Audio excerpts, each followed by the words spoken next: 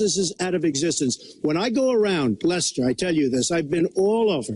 And when I go around, despite the tax cut, the things that business and people like the most is the fact that I'm cutting regulation. You have regulations on top of regulations, and new companies cannot form, and old companies are going out of business, and you want to increase the regulations and make them even worse. I'm going to cut regulations, but I'm going to cut taxes big league, and you're going to raise taxes big league. End of story. Let me get you to pause right there, because we're going to move into the next segment. We're going to talk taxes. That can't be left. Take 30 seconds. I kind of assumed that there would be a lot of these charges and claims.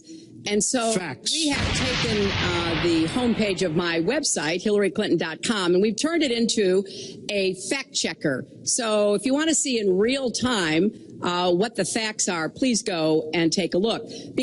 And take a look at mine also, and you'll see. Add a penny to the debt, and your plans would add $5 trillion to the debt. What I have proposed would cut regulations and streamline them for small businesses. What I have proposed would be paid for by raising taxes on the wealthy, because they have made all the gains in the economy. And I think it's time that the wealthy and corporations paid their fair share to support this. Well, you just opened the next segment. Well, look, could I just finish? I think I should. I'm going to give you go to her website, and you take a look at her website. She's going to raise taxes $1.3 trillion. Mr. Trump, and look at her website. You know what? It's no different than this. She's telling us how to fight ISIS. Just go to her website. She tells you how to fight ISIS on her website. I don't think General Douglas MacArthur would like that too much. The next segment, we're continuing the subject of... Well, at least I have a plan to fight ISIS. No, you're telling the enemy everything you want to do. No. You're telling the enemy everything you want to do. No wonder you've been fighting ISIS your entire adult life. Folks, go to the fact checkers. Get to work. You are unpacking a lot here, and we're still on the issue of achieving prosperity. And I want to talk about taxes. The fundamental difference between the two of you concerns the wealthy. Secretary Clinton, you're calling for a tax increase in the wealthiest Americans. I'd like you to further defend that. And Mr. Trump, you're calling for tax cuts for the wealthy. I'd like you to defend that. And this next 2-minute answer goes to you, Mr. Trump. Well, I'm really calling for major jobs, because the wealthy are going to create tremendous jobs. They're going to expand their companies. They're going to do a tremendous job. I'm getting rid of the carried interest provision. And if you really look, it's not a tax. It's really not a great thing for the wealthy. It's a great thing for the middle class. It's a great thing for companies to expand.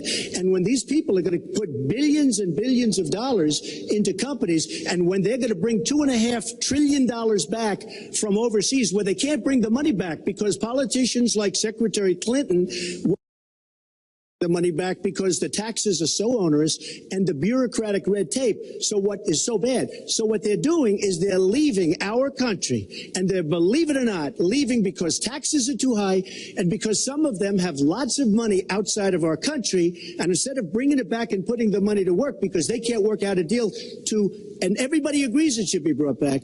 Instead of that, they're leaving our country to get their money because they can't bring their money back into our country because of bureaucratic red tape, because they can't get together, because we have a president that can't sit them around a table and get them to approve something. And here's the thing. Republicans and Democrats agree that this should be done. $2.5 trillion. I happen to think it's double that. It's probably $5 trillion that we can't bring into our country, Lester. And with a little leadership, you'd get it in here very quickly, and it could be put to use on the inner cities and lots of other things, and it would be beautiful. But we have no leadership. And honestly, that starts with Secretary Clinton. All right, you have 2 minutes on the same question to defend tax increases on the wealthiest Americans, Secretary Clinton. I have a feeling that by the end of this evening, I'm going to be blamed for everything that's ever happened. Why not? Why not? Yeah, why not? You know, just join the debate by saying more crazy things. Now, let me say, hey, there's nothing crazy about not letting our companies bring their money back into their country. Yeah, well, let's start the clock again, Lester. We've looked at your tax proposals. I don't see changes in the corporate tax rates or the kinds of proposals you're referring to that would cause the repatriation, bringing back of money that's stranded overseas. I happen to Then you didn't support read that. it. I happen to support that in a way that will actually work to our benefit. But when I look at what you have proposed, you have what is called now the Trump loophole, because it would so advantage you and the business you do. You've proposed an approach that has a $4 billion tax benefit for your family. And when you look at what you are proposing, it is, as I said, rate. Those are the kinds of things that will really boost the economy. Broad-based, inclusive growth is what we need in America, not more advantages for people at the very top. Mr. Trump, typical politician, all talk, no action, sounds good, doesn't work, never going to happen. Our country is suffering because people like Secretary Clinton have made such bad decisions in terms of our jobs and in terms of what's going on. Now, look, we have the worst revival of an economy since the Great Depression. And believe me, we're in a bubble right now. And the only thing that looks good is the stock market. But if you raise interest rates even a little bit, that's going to come crashing down. We are in a big, fat, ugly bubble. And we better be awfully careful. And we have a Fed that's doing political things. This Janet Yellen of the Fed. The Fed is doing political by keeping the interest rates at this level. And believe me, the day Obama goes off and he leaves and he goes out to the golf course for the rest of his life to play golf, when they raise interest rates, you're going to see some very bad things happen because the Fed is not doing their job. The Fed is being more political than Secretary Clinton. Mr. An audit. And so the question, does the public's right to know outweigh your personal? Well, I told you, I will release them as soon as the audit. Look, I've been under audit almost for 15 years. I know a lot of wealthy people that have never been audited. I said, do you get audited? I get audited almost every year.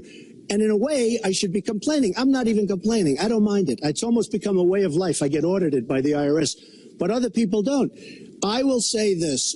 We have a situation in this country that has to be taken care of. I will release my tax returns against my lawyer's wishes when she releases her 33,000 emails that have been deleted. As soon as she releases them, I will release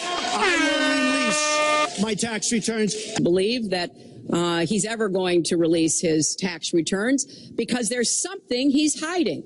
And we'll keep guessing at what it might be that he's hiding.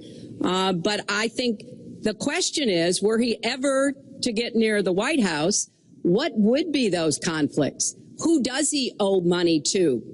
Well, he owes you the answers to that, and he should provide them. He also raised the issue of your emails. Do you want to respond to that? I do. You know, I made a mistake using a private email. That's for sure. And if I had to do it over again, I would obviously do it differently. But I'm not going to make any excuses. It was a mistake, and I take responsibility for that. Mr. Trump? That was more than a mistake. That was done purposely. Okay, that was not a mistake. That was done purposely. When you have your staff taking the Fifth Amendment, taking the Fifth, so they're not prosecuted. When you have the man that set up the illegal server taking the Fifth, I think it's disgraceful. And believe me, this country thinks it's disgraceful. It really thinks it's disgraceful also. As far as my tax returns, you don't learn that much from tax returns, that I can tell you. You learn a lot from financial disclosure. And you should go down and take a look at that. The other thing, I'm extremely underleveraged. The report that said 650, which, by the way, a lot of friends of mine that know my business said, boy, that's really not a lot of money. It's not a lot of money relative to what I had. The buildings that were in question, they said in the same report, which was actually wasn't even a bad story, to be honest with you, but the buildings are worth $3.9 billion. And the 650 isn't even on that, but it's not 650. It's much less than that. But I could give you a list of banks. I would, if that would help you, I would give you a list of banks. These are very fine institutions, very fine banks. I could do that very quickly. I am very underleveraged. I have a great company. I have a tremendous income. And the reason I say that is not in a braggadocious way. It's because it's about time that this country had somebody running it that has an idea about money. Where we have $20 trillion in debt, and our country's a mess. You know, it's one thing to have 20 trillion in debt and our roads are good and our bridges are good and everything's in great shape. Our airports are like from a third world country. You land at LaGuardia, you land at Kennedy, you land at LAX, you land at Newark, and you come in from Dubai and Qatar and you see these incredible, you come in from China, you see these incredible airports and you land, we become a third world country. So the worst of all things has happened. We owe $20 trillion and we're a mess. We haven't even started. And we've spent $6 trillion in the Middle East, according to the report that I just saw, whether it's 6 or 5, but it looks like it's 6. $6 trillion in the Middle East. We could have rebuilt our country twice. And it's really a shame. And it's politicians like Secretary Clinton that have caused this problem. Our country has tremendous problems. We're a debtor nation. We're a serious debtor nation. And we have a country that needs new roads, new tunnels, new bridges, new airports, new schools, new hospitals. And we don't have the money because it's been squandered on so many of your ideas. You haven't paid any federal income taxes for a lot of years. And the other thing I think is important, It would be squandered too. Thanks for watching my personal favorite moments from the debate. Subscribe for more as I may make a part 2.